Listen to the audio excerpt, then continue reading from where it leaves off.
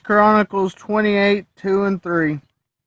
Then David the king stood up on his feet and said, "Hear me, my brothers and my people. As for me, it was in my heart to build a house for the rest of the ark of the covenant of the Lord, the temple, and for a footstool for our God."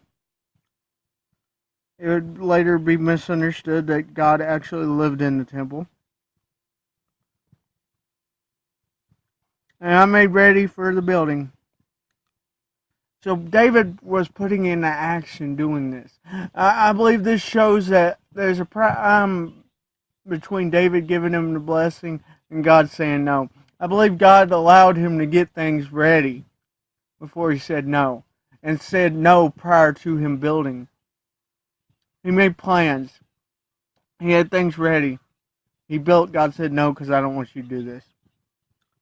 But God said to me, "You should not build a house for my name, because you're a man of war and have shed blood."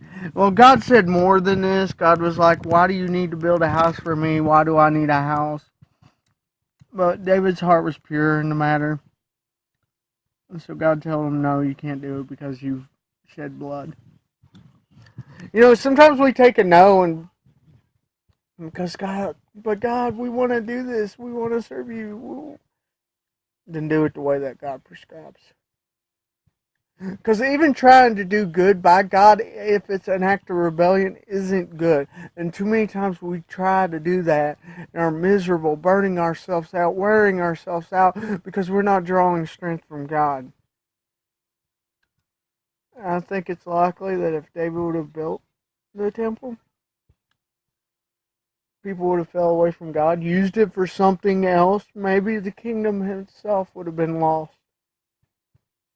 There would have been results. So he took God's word. God said no. He didn't. God tells us no when we have good intentions sometimes, and we just need to trust Him.